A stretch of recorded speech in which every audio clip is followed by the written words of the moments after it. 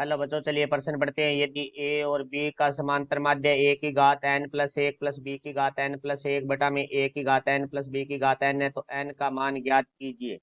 मुख्य अवधारणा।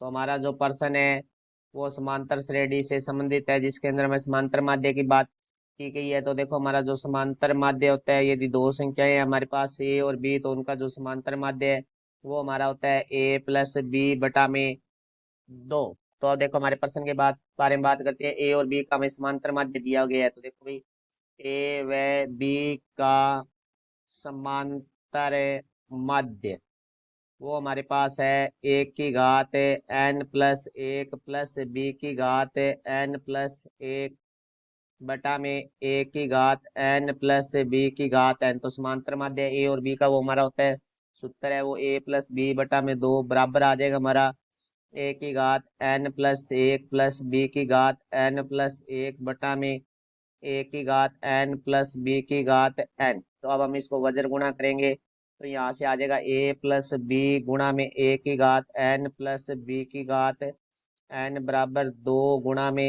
ए की घात एन प्लस एक प्लस बी की घात एन प्लस एक। अब देखो भाई, हम इनको अंदर गुणा करते हैं। तो पहले ए का गुणा करेंगे, तो यहाँ से आ जाएगा ए गुणा ए की एन प्लस ए गुणा बी की एन प्लस। अब हम बी का गुणा करेंगे, तो बी गुणा ए की घात एन प्लस बी गुणा बी की घात एन बराबर आ जाएगा हमारे पास दो ए की घात एन प्लस एक प्लस दो बी की घात एन प्लस एक। चूंकि हम जानते हैं ए की घात एम गुणा ए की घात एन बराबर होता है हमारा ए की घात एम प्लस एन।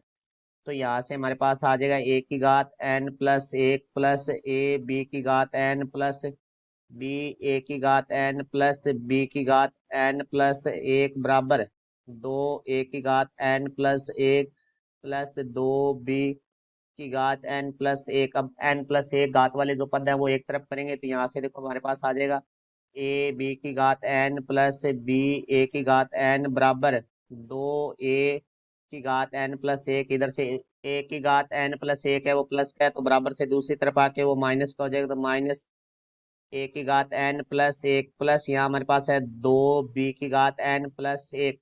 तो यहाँ बी की घात एन प्लस एक है, तो ये बराबर से दूसरी तरफ जाएगा, तो ये माइनस का हो जाएगा, माइनस बी की घात एन प्लस एक।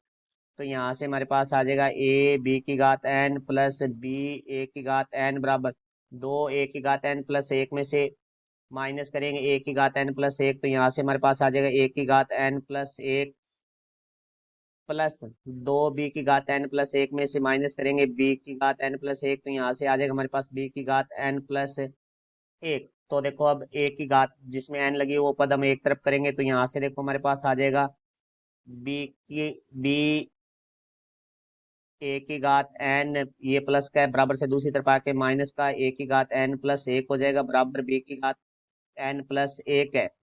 तो यहाँ से हमारा जो ए बी की घात एन है वो बराबर से दूसरी तरफ जाके माइनस का हो जाएगा, तो ए बी की घात एन हो गया माइनस का। तो यहाँ से देखो भाई, हमारा बी ए की घात एन माइनस ए की घात एन प्लस एक को हम लिख सकते हैं ए की घात एन गुणा ए बराबर बी की घात एन प्लस एक है, इसको हम लिख सकते हैं बी की घात एन गुणा बी माइनस ए बी की घात एन। तो यहाँ से हमारा ए की घात एन है वो उभयनिष्ठ आ रहा है, तो यहाँ से ए की घात एन उभयनिष्ठ लेंगे, तो यहाँ से आ जाएगा हमारे पास बी माइनस ए। यहाँ से बराबर में बी की घात एन उभयनिष्ठ आ रहा है, तो हमारे पास आ जाएगा बी माइनस ए। तो यहाँ बी माइनस ए से हमारा बी माइनस ए कट जाएगा, तो यहाँ से आ गया हमारे पास ए की घात एन बराबर बी की घात एन। तो ए की घात एन बराबर बी की घात एन को हम लिख सकते हैं ए गुणा बी की घात एन। तो बी की घात एन गुणा में बराबर से दूसरी तरफ आके भाग में हो जाएगा, तो ए की घात एन बटा में बी की घात एन बराबर एक। तो इसको हम इस तरह से लिखा जा सकता है ए बटे बी की घात एन बराबर हमारा आ गया एक। तो देखो, ये हम दोनों तरफ आधार समान करते हैं, तो ए बटे बी की घात एन। तो हम ऐसी संख्या देखते हैं घात में कि जिसका मान है वो ए बटे बी का मान है वो हमारा एक होना चाहिए। तो देखो, किसी भी संख्या की घात शून्य है वो हमारा एक होता है, तो यहाँ से हम ए बटे बी की घात शून्य लिख सकते हैं इसको, क्योंकि ए बटे बी की घात शून्य है वो हमारा एक होता है। तो क्योंकि यहाँ हमारा आधार समान है, देखो हमारा, चूंकि हम जानते हैं यदि ए की घात एम बराबर है एक की घात एन, यदि हमारा आधार समान है और संख्याएं बराबर हैं तो घातें भी हमारी बराबर होगी। तो यहाँ से देखो, आधार समान है और संख्याएं बराबर है तो घात भी बराबर होगी, तो यहाँ से एन बराबर आ जाएगा हमारा 0, तो हमारा एन का जो मान होगा वो होगा 0। ये हमारे प्रश्न का उत्तर हुआ। अगर तो समझाया होगा। धन्यवाद।